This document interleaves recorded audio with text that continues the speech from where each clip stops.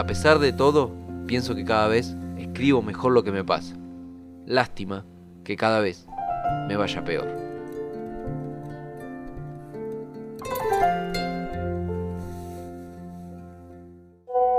Diego, primero agradecerte por la posibilidad de la charla, es un placer enorme.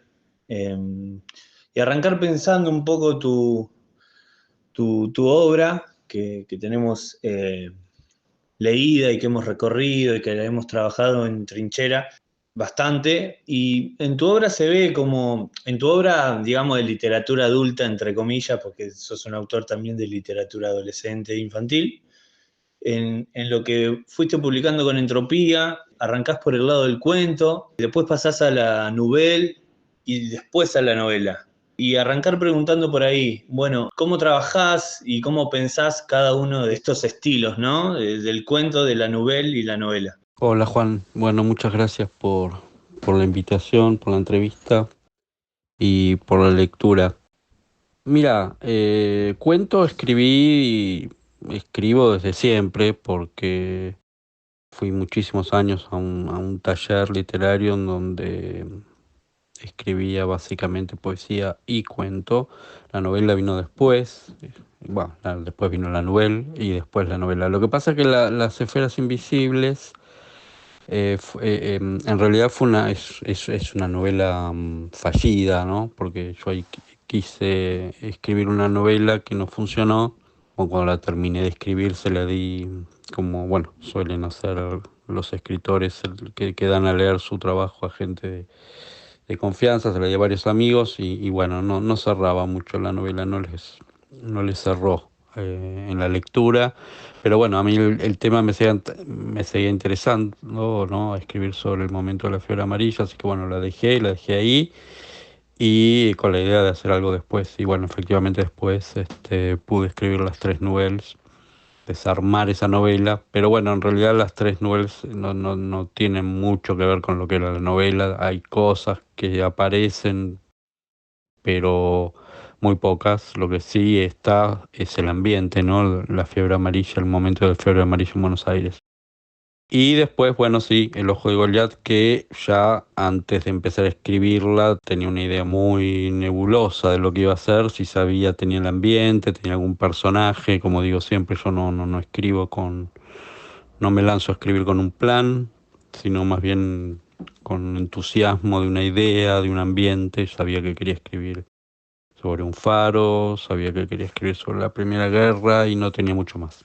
Pero sí sabía que iba a ser un laburo de largo aliento, ¿no? Entonces ya empecé a escribirlo con la idea de que iba a ser una novela, aunque no sabía muy bien hacia dónde iba. Pero bueno, en ese recorrido la verdad que no es nada programático, ¿no? Se fue dando así, no hubo una intención de ir del cuento a la novela y después a a la novela, ¿no? Creo que de todas maneras siempre el género más complejo, más complicado, en el que hay que tener siempre una ingeniería muy precisa es el cuento, ¿no? Y después la novela uno ya se puede relajar un poquito más por la extensión y la novela mucho más, ¿no? Así que siempre creo que lo más exigente es el cuento. Esto que decís del cuento me lleva un poco a Augusto Monterroso, mexicano, que en sus talleres, cuando un alumno terminaba una novela, le decía, perfecto, estás preparado para escribir un cuento. Digo, lo último que decías me lleva un poco a eso. Y metiéndonos en las esferas y un poco pensar el terror que nos interesa, en las esferas hay una... Vas al siglo XIX, a esta Buenos Aires apestada. Eh, y hay una idea que viene con las esferas que es la de repensar la barbarie, ¿no? La de repensar la historia y reescribirla. ¿Qué hay? ¿Qué encontrás ahí en ese tiempo, también en El Ojo de Goliat, ¿no? ¿Qué encontrás en ese registro histórico para repensar y reescribir que vas a buscar ahí? Bueno, no fue algo demasiado, no fue algo planeado, digamos, ¿no? Siempre me interesó mucho la historia argentina, la historia en general, así que leo mucho historia. Así que bueno, ese periodo en particular, el momento de la fiebre amarilla, me pareció siempre un momento como muy interesante para ambientar algunas historias. Esa ciudad arrasada por la peste, llena de muertos, casi vacía. Así que me parecía como el escenario ideal para situar las historias de las esferas. Y como te digo, me inspiro bastante en la historia, leo mucho historia, entonces voy usando escenarios que me interesan, que me llaman la atención. Por ejemplo, después en El Ojo de Goliat, la Primera Guerra. Bueno, hay muchos escenarios que momentos de la historia sobre los cuales leo mucho. Y bueno, como naturalmente las historias no se van ubicando en esos lugares. Después es bastante complicado, ¿no? Hacerlas encajar, porque otra cosa que digo siempre, bueno, por lo menos por ahora, tengo como una incapacidad de escribir algo en donde no aparezca Argentina, ¿no? Entonces en El Ojo de Goliat no sabía por dónde iba a entrar Argentina en esa historia que estaba desarrollando. Bueno, cuando finalmente encontré, encajó todo y pude avanzar. Pero bueno, es como una imposibilidad que tengo yo, ¿no? Como, bueno, está bien, tengo a disposición toda la historia universal, pero de alguna forma tengo que hacer entrar o a un personaje argentino o la Argentina de alguna manera en esa historia, porque si no, no me siento como autorizado. Es una estupidez, ¿no? Por supuesto, ¿no? A escribir esa historia, si no interviene de alguna manera la Argentina, una imposibilidad mía, ¿no? Porque, bueno, qué sé yo, tenemos ejemplos de todo tipo en la literatura argentina, en donde escritores que escriben, qué sé yo, tomo por caso Marzo, ¿no? De Mujica Lainez, o cuentos de Borges, en donde en argentino no aparece en ningún momento, y ellos no tuvieron ningún problema en escribir esas historias. Pero bueno, a mí por el momento me pasa eso.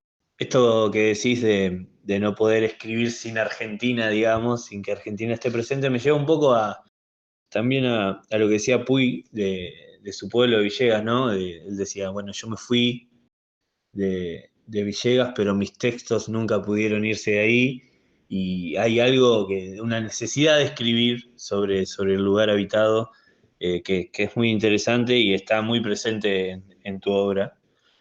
En el primer relato de las esferas invisibles, el intercesor, hay una cita a Conrad que pone en diálogo el texto con El corazón en las tinieblas, de un relato clásico, y yo cuando leía ese relato en particular pensaba en Borges. Me llevó a Borges, a Artificios, a La forma de la espada, a Funes el Memorioso, ¿no? Y el otro día tuve la oportunidad de charlar con Juan Matio, que ganó el FILBA el año anterior que vos lo ganes con El Ojo de Goliat, y le comentaba esto de esa lectura borgiana que, que me había sucedido con el primer relato de las esferas, y él me decía también que hay algo ahí muy ligado, él también te leyó, y de ese relato enmarcado, que está muy ligado a la oralidad y al relato de terror oral que nos atraviesa a todos. Todos sabemos una historia de fantasmas,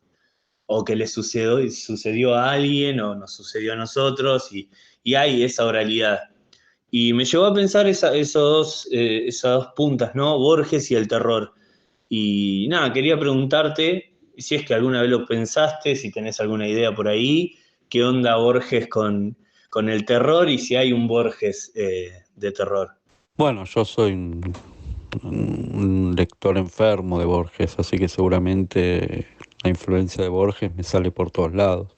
Pero es interesante esto que señalás, porque en el registro oral yo muchas veces me pregunté, ¿no? ¿Por qué es esta ausencia de género de terror en la literatura argentina, ¿no?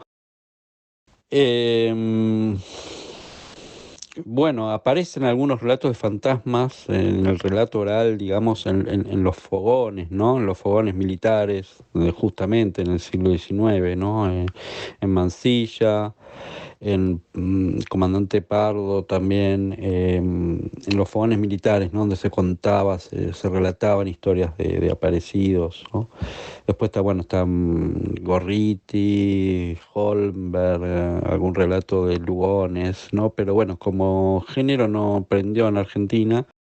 Pero bueno, es una constatación. Ahora recién estamos empezando a hablar del género de terror en Argentina, aunque cuando yo escribí las esferas, yo pensaba más no tanto en el relato de terror, aunque evidentemente sí hay una gran influencia de Poe en esos relatos, que es otro de mis autores preferidos, sino más bien el relato fantástico como tal. Después, bueno, la crítica lo encasilló dentro de ese género, ¿no? Terror gótico, el gótico pampeano, etcétera.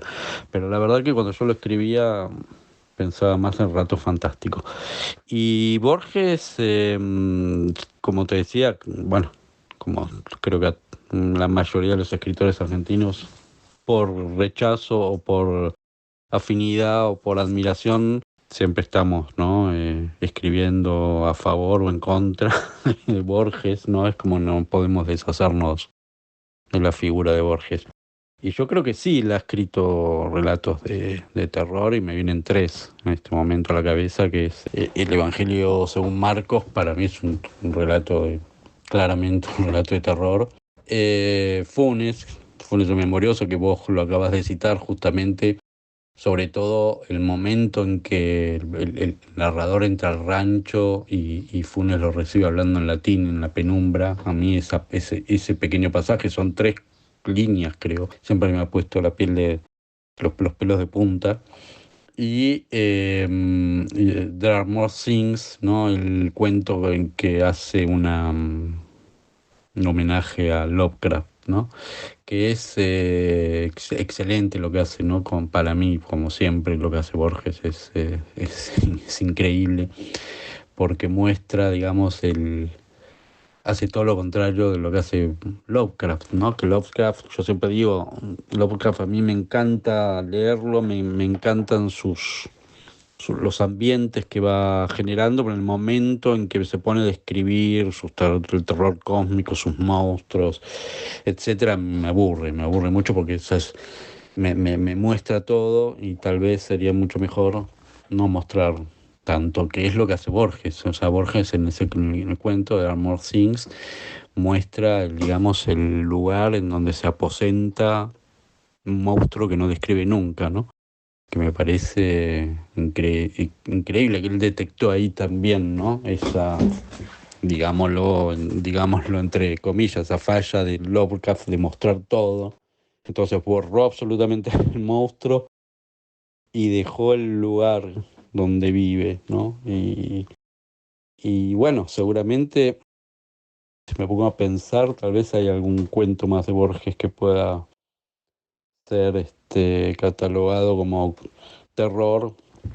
En este momento se me ocurren esos tres. Es increíble cómo Borges va apareciendo todo el tiempo como un todoterreno literario en nuestra literatura y en diferentes autores. Digo, esto que decía Saer, que en ese ensayo de tengo que sacarme este viejo de encima, y a la vez Saer queriendo despegarse de Borges, hace todo el tiempo le está contestando a Borges, y pensamos Funes el Memorioso, la memoria total, y glosa de Saer, que es la ausencia de la memoria, todo el tiempo ese diálogo con Borges, cómo aparece una y otra vez en distintas generaciones de autores argentinos. Pero estábamos hablando un poco de esto, de la composición del terror, ¿no? Que traías vos también, y pensaba en cómo vos construís el terror, tanto en El Ojo de Goliat o en Las Esferas, a través de imágenes súper potentes, súper cargadas. Pienso en El Ataúd de Ébano, cuando llegan a la casa de la nena y ella le muestra los cadáveres. Pienso cuando uno de estos desertores del Paraguay es arrojado a un carro lleno de muertos. Inclusive la primera imagen del libro, que es esta Buenos Aires devastada por la peste, donde abandonan los muertos envueltos en sábanas en las esquinas. Naruto la mangosta, la foto de los difuntos. Hay algo muy de la imagen potente. En El ojo de Goliat aparece en el comienzo casi del libro esta imagen del soldado y el caballo como haciéndose un mismo cuerpo entre el barro y la mugre y los gusanos. Hay una construcción del terror muy potente de la imagen, pero yo diría más desde lo sensorial en general, porque cuando aparece este diablo, este demonio, en el primer relato de las esferas, el intercesor, lo hace a través de sonidos. Es otro el registro, más allá de la imagen, es a través de sonidos y está construido de una manera impactante. Y preguntarte eso, ¿cómo compones el terror? ¿Cómo lográs ese punto alto de terror en el lector? Si bien me decías que no pensabas a las esferas como relatos de terror, ¿cómo es esa composición? Bueno, sí, después evidentemente son relatos de terror, ¿no? Porque el relato de Eva no es un relato de fantasmas, porque el monstruo del intercesor y lo sobrenatural del intercesor está ahí. Digamos que yo en el momento que los escribía no tenía en la cabeza eso, pero evidentemente lo son, ¿no? ¿Y cómo construyo? Es muy complicado para mí, ¿no? Porque justamente trato de no mostrar demasiado, porque me parece que el momento que uno muestra ya es el momento en que termina justamente, ¿no? El terror. ¿Cuáles son los momentos por ejemplo, las películas de terror en donde más miedo tenemos? Es cuando intuimos que va a pasar algo, pero no vemos al monstruo, no vemos el personaje encarnado, el terror encarnado, ¿no? Es la amenaza. Si yo mostraba el monstruo del intercesor, si hacía una descripción minuciosa del monstruo del intercesor, lo más probable es que a mí personalmente no me hubiese dado miedo. Justamente ayer estaba volviendo a ver, porque ya la había visto y me había parecido muy mala, It. eh, que, digamos, la construcción, la novela también la leí, la construcción de la novela me parece, bueno, fantástica, ¿no? Uno no puede parar de leerlo, es un gran escritor, Stephen King, pero bueno, yo ayer veía la película y la verdad te causa gracia, ¿no? A mí me causaba gracia, más allá de que los efectos son muy buenos, no, no me da miedo ese tipo de terror, digamos, ¿no? Qué sé yo, cabezas que saltan con resortes, bueno, no sé, la historia es buenísima y sin embargo el terror no me lo creo, no me da miedo. Yo me acuerdo, siempre leía mis primeras lecturas de Poe de chico, me daban mucho miedo, sobre todo por el entierro prematuro, ¿no? Pero bueno, no hay nada en el entierro prematuro, es el imaginar lo que puede pasar en esa situación lo que da miedo, ¿no? No hay nada que objetivamente nos dé miedo en ese cuento. Si tomamos el extraño caso del señor Valdemar, lo mismo, o sea, el terror, el miedo sí, vemos descomponerse ese cuerpo, pero en las últimas líneas, ¿no? O bueno, yo creo que ahí está justamente el dificilísimo equilibrio, ¿no? Entre mostrar, no mostrar, sugerir. En el intercesor me venía muy bien, ¿no? Esto de que todos terminaran ciegos porque es justamente eso, ¿no? Es por el sonido, el tacto, ¿no? Que entra el miedo. Pero bueno, eso también termina siendo al final, ¿no? Bueno, en el ojo de Goliat también se escuchan las voces, pero no se ve nada o se ve poco.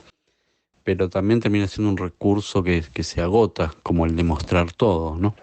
Nombraste varias veces a Poe y esto justo que también decías del ojo de Goliat, esas voces que se escuchan, me llevaba a Poe y a Berenice y ese final con esos gritos en esa casa de fondo que muestran la historia de todo el tiempo en el relato estuvo sumergida, ¿no? Y esa construcción del terror súper interesante, escondiendo el elemento esencial del terror, porque claro, es muy acertado esto que decís de, bueno, si lo muestro termina, que es un poco el pecado que tienen algunas películas, hablando de cine, de terror actuales. Digo, he escuchado a Ricardo Romero hacer esta crítica, de decir, la película arranca con cabezas volando y manos volando y no me mostraste qué vas a destruir. Es una crítica que hace Ricardo Romero que es interesante de la construcción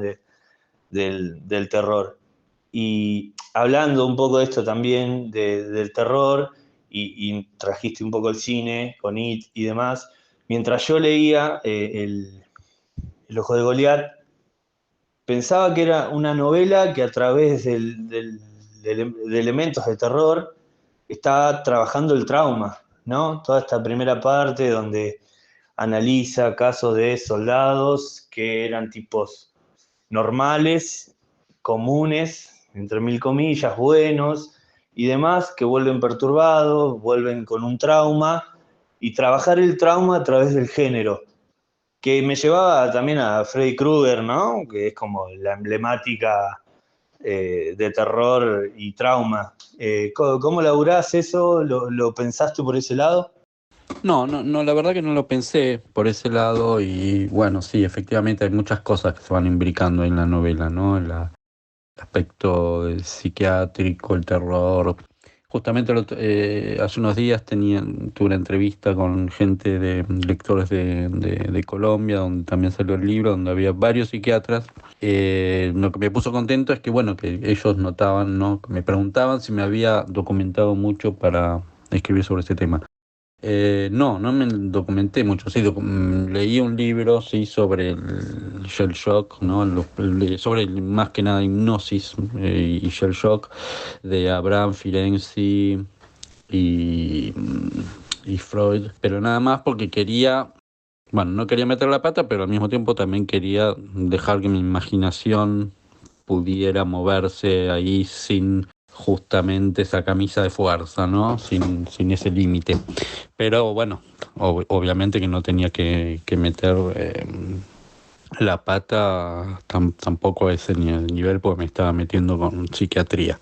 Pero no, yo lo que sí tenía claro es que ese personaje estaba, Bradley era un personaje que iba a estar carcomido por la culpa y que toda su locura venía de la culpa, de algo que había hecho en la guerra, que no se podía confesar ni él mismo, ¿no? De tanta culpa que sentía y que a partir de eso, ¿no? Iba a surgir toda su locura.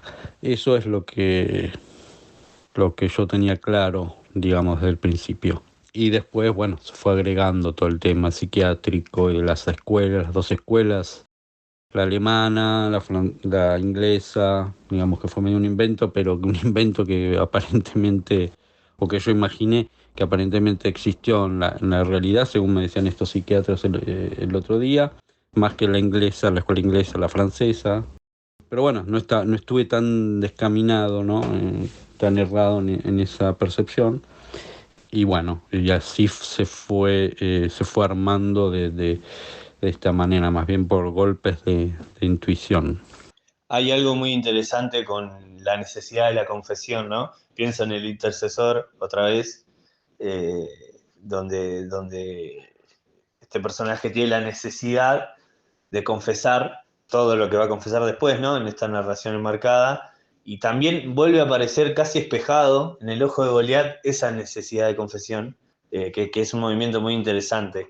Pero también quería, para ir cerrando ya, preguntarte por Quiroga. Nombraste mucho a Poe y en El Ojo de Goliat aparece Quiroga en un trabajo muy minucioso, que es ese artículo periodístico que publica en La Nación, ¿no?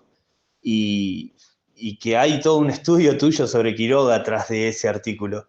Preguntarte un poco cómo armaste ese efecto en El Ojo de Goliat.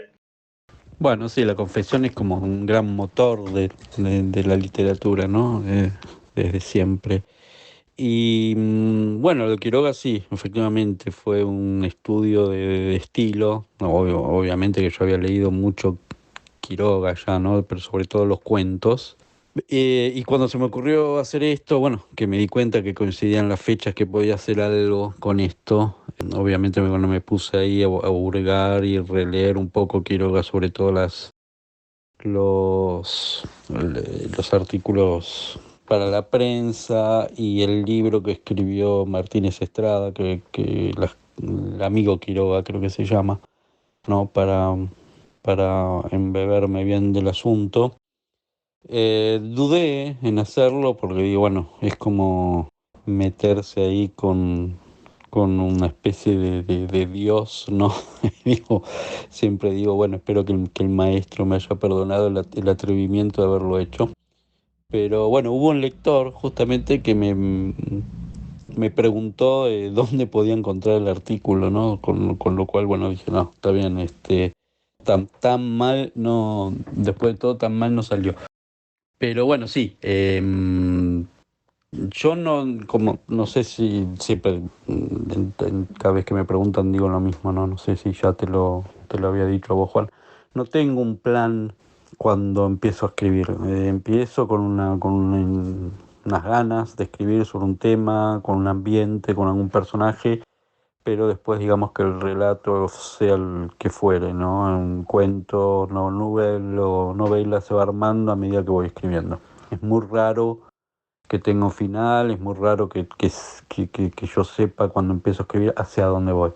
Y esto surgió, digamos, en el medio de la escritura como una posibilidad. Digamos, esto tiene sus ventajas y sus inconvenientes, esto de escribir sin plan, ¿no? Porque muchas veces y uno se atasca y hay que probar. Yo funciono más que nada con prueba, error, empiezo a escribir, digo, no, esto no funciona, vuelvo para atrás, corrijo, no, esto tampoco va, y bueno, y así se va armando medio a los ponchazos.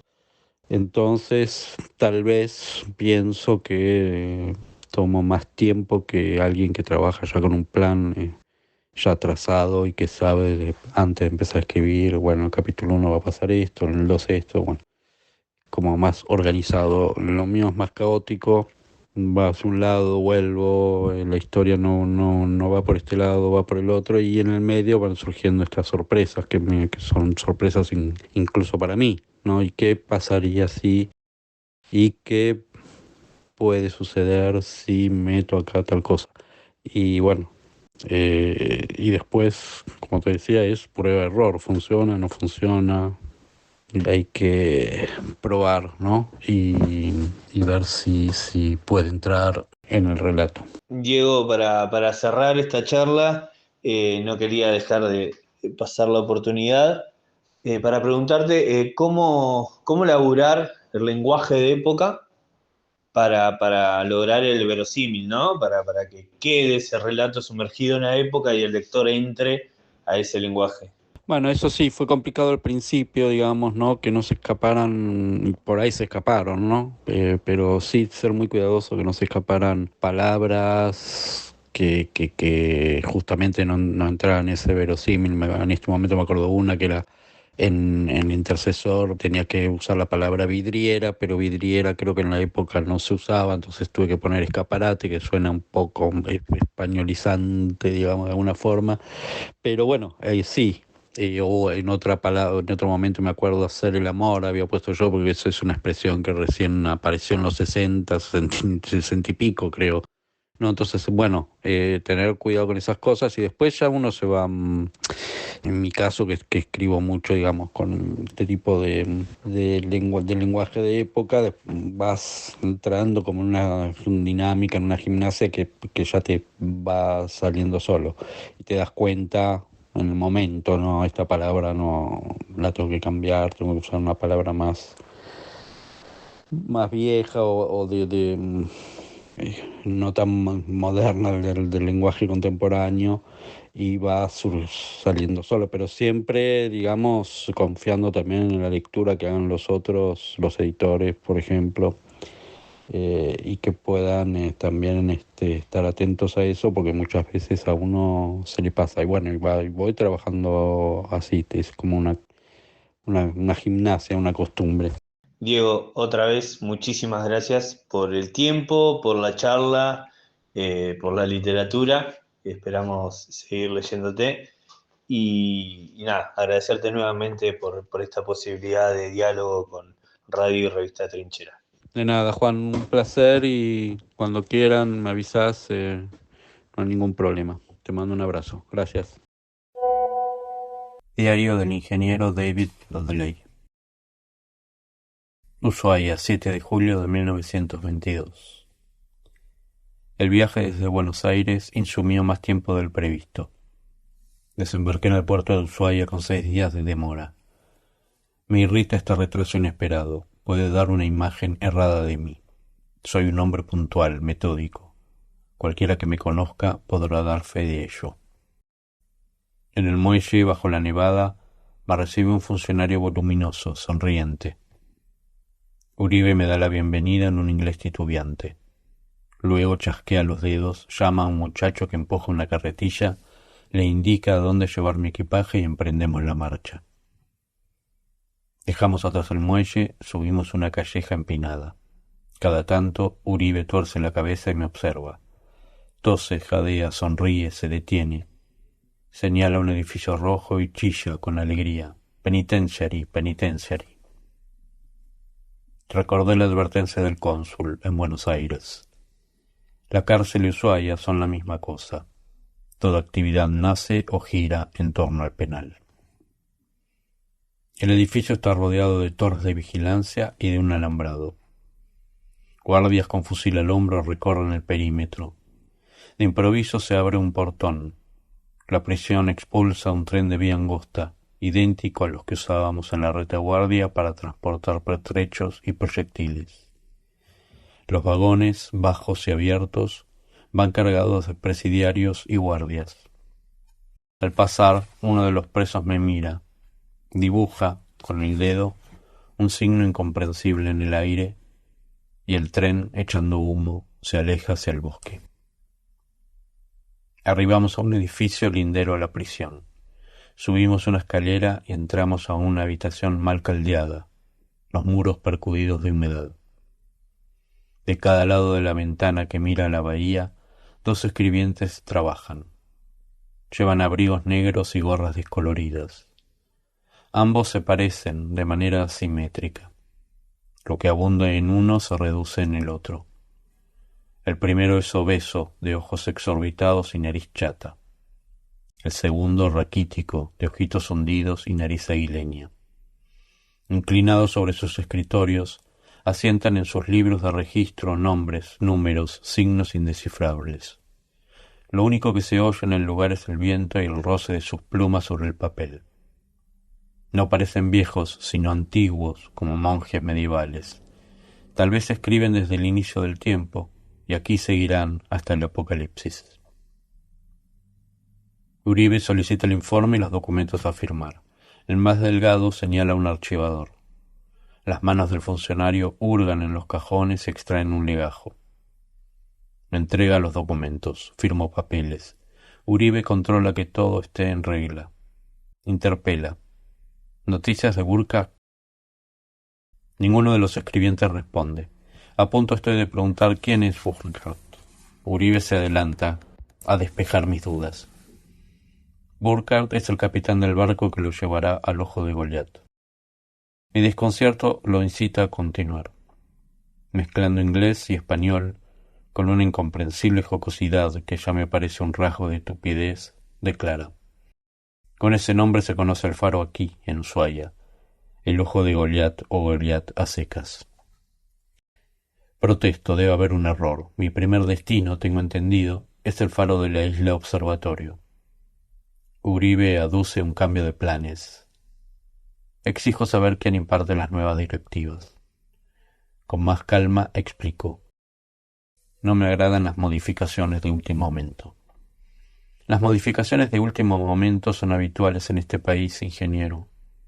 Nosotros, los subalternos, el funcionario enfatiza esta última palabra, nos adaptamos lo mejor que podemos a las circunstancias. Uribe observa su reloj. Lo acompañaré hasta el barco, declara. Su equipaje ya debe estar a bordo. Salimos del edificio y emprendemos el mismo camino, pero de regreso al muelle. Por segunda vez pasamos frente a la prisión. En su inglés híbrido, abrupto, Uribe afirma que la penitenciaría es un modelo en su género. Todavía molesto, guardo silencio. Mi indiferencia suscita en él un desdén inverso, afable y locuaz. Con alguna dificultad voy adivinando sus explicaciones. Hay 5 pabellones distribuidos de manera radial. En el número 1, condenados por robos y hurtos. 2, defraudación y estafa. 3, presos con enfermedades infecciosas. 4, homicidas. En el 5, invertidos, revolucionarios, anarquistas. Cada pabellón cuenta con 2 pisos, cada piso con 38 celdas. Cada celda mide 4 metros cuadrados. Los muros tienen 60 centímetros de espesor. Hay una biblioteca, una enfermería, también talleres de herrería, mecánica y carpintería. Señala Uribe, con su eterna sonrisa. En la carpintería los presos construyen sus propios ataúdes. El barco que debe llevarme a destino, el Gulaya, se encuentra anclado al final del muelle. Uribe ahueca las manos y llama. Un marinero se asoma por la borda. Informa que el capitán aún no ha regresado. Uribe me apremia hacia la pasarela que lleva cubierta. Buen viaje, ingeniero, y salude a Evans de mi parte. Se aleja deprisa, sin mirar atrás. En el camino, cuando todo parece perdido, siempre queda una última maniobra. Un golpe de volante, un rebaje, algo. Pero nunca el freno. Usted toca el freno y está perdido.